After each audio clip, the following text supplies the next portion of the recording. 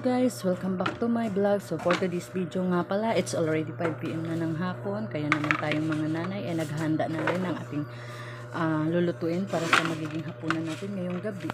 So ang lulutuin ko pala ngayong gabi mga kananay ko is ang ating sayuti na nabili ko lang sa aming kapitbahay. At hahaluan ko lang din po ng Argentina corn beef, baka naman. At kung kayo po ay nakapanood na aming video, baka naman po pwede nyo kaming i-follow sa aming FB account para aming family vlog. Salamat po! So, ayan na nga mga kananay ko, habang po ako ay nagagayat-gayat ng aking mga lulutuin. So, makikipagkwentuhan na rin ako sa inyo. Matanong ko lang pala mga kananay ko kung sinong relate sa aking mga ginagawa. Yung obligation natin everyday ay nagagampanan natin kahit na may maliit tayong anak. Ang masasabi ko lang bilang isang ina, hindi talaga biro ang kanyang mga obligasyon sa buong maghapon. Pagkagising sa umaga, maaga pa lang nagigising na tayo para ipaghanda ng baon si Mr. sa kanyang pagpasok sa trabaho. Kaya naman tayong mga nanay talaga namang hindi nauubusan ng obligasyon sa maghapon. Kasi sa akin mga kananay ko is for my experience lang na nanganak ako na may edad na ako at napakahirap po kasi since na nagbuntis ako hanggang sa mag-anak ako is napaka-busy kong nanay kasi nga unhan kong inaalagaan yung aking baby at ang aking tindahan at kasama na rin yung aking mister. Kaya naman mga kananay ko is masasabi ko lang sa akin, lalo na nung time na postpartum ako is sobra naman talagang hirap na hirap ako. So yun na nga mga kamami ko, dahil napachika na ako, ito na nga pala ay naghanda na rin pala ako ng aking kawali at nagumpisa na rin akong magisa ng aking lulutuing gulay.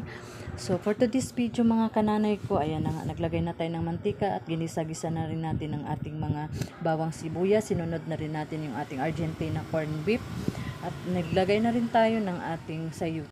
At habang nga pala ay nilagay na natin ang ating sayuti mga kananay ko, ay magdagdag na rin ako ng kaunting tubig sa aking sayuti para naman may kunting sabaw yung ating niluluto mga kananay ko. At so ito na nga mga kananay ko, magsasaing na din ako para sabay naman natin maluto yung ating kanin at ulam. At pagdating naman sa pagsasaing mga kananay ko is paulit-ulit talaga natin itong hugasan para naman ma-sure natin na malinis talaga yung ating kakainin kanin. So yun na mga kananay ko, habang tayo ay magsasayang, itutuloy ko lang yung aking kwento na ayun na nga, yung nagkasakit ako ng postpartum ay napakahirap talaga at hindi talaga biro magkasakit ng postpartum mga kananay ko. Kasi kung hindi ka, sabi ng mga kasabihan ng mga matatanda is kung hindi ka mamatay is mababaliw ka. Kaya naman mga kananay ko, thankful ako kay God kasi hindi niya talaga ako pinabayaan. Andun yung parang susuko na ako, nagkaroon ako ng anxiety na iniisip ko papasok ako ng CR para kung anong gagawin ko, parang hindi ko na alam ang gagawin ko nung time na yun. Andun na yung parang naguhubad na ako. As in, hindi ko na talaga alam ang gagawin ko sa sarili ko mga kananay ko kasi nga sobrang depressed na ako nung mga panahon na yun. Naakala ko talaga hindi na ako mabubuhay kasi bigla na lang akong nahirapan sa paghinga. Buti na lang si Mr. is talaga namang napakaalaga sa akin nung mga panahong nagkasakit ako. So yun na nga mga kananay ko, sa mga advice ko lang sa mga bagong panganak, wag po kayong magtatrabaho agad, magbubuhat agad ng mga mabibigat lalo't bago kayong panganak kasi yun yung dahilan kung bakit ako nagkasakit. Ayun na nga mga kananay ko, ito na nga pala, tulog pa pala si baby habang ginagawa ko nga yung aking trabaho. Ayan, tulog si baby. So ayun na nga mga kamami ko, dahil nga tulog pa si baby ay pumunta na rin ako sa tabing bahay. Nakapit bahay ko lang din po at namili na rin ako ng lulutuin ko for tomorrow. At dahil nga kinakapos tayo sa budget is gumawa tayo ng paraan para naman magkaroon tayo ng sideline. Ayan na nga po, namili ako ng mga lulutuin ko for tomorrow. So 4 na po tayo yan mga kamami ko. Yung iba kasing lulutuin ko is paninda ko rin dito sa harap ng tindahan.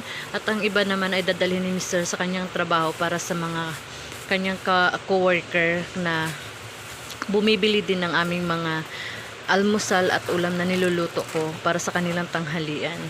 So yun na nga mga kamami ko, tutuloy ko lang din ulit yung aking kwento na ayun na nga, nung nagkasakit ako nung time na yon, may kwento ko lang din sa inyo. Hindi pala ganun kadali yung sakit na postpartum kasi nga andun yung time na parang hindi ka na makatulog at irritable ka, mainit yung ulo mo, mainit lagi yung katawan mo, feeling mo na laging nasa nasa mainit na lugar, gusto mo laging nakatutok yung electric fan sa'yo. Kaya naman mga kamami ko, ayoko na talagang maulit yung mga panahon na yun. So, ito na nga mga kamami ko, nandito na si Mr. at ayan na nga, konting relax lang, ihanda ko na rin yung aming hapunan. At habang nga pala hinahanda ko na yung aming hapunan mga kananay ko, biglang umiyak yung aking baby. So ayan, karga-karga nga siya ni Mr. at kinuha ko na lang din kasi nga hindi na mapapatahan ng aking Mr. So ayan na nga mga kamami ko, tinuloy na ni Mr. yung aking gagawin. Siya na lang din ang gagawa dahil nga gising na ang aming palalab. So siya na magtutuloy sa paghanda ng aming hapunan. At inuulit ko po mga kamami ko, kung bago pa po kayo na nanonood sa aming vlog, family vlog, is paki-follow na lang po kami ulit sa aming FB account para naman po madagdagan yung aming mga followers. Maraming salamat sa inyong lahat, kahit po tayo. And God bless, and God bless. Ingat lagi sa inyong mga lakad. God bless po sa inyong lahat.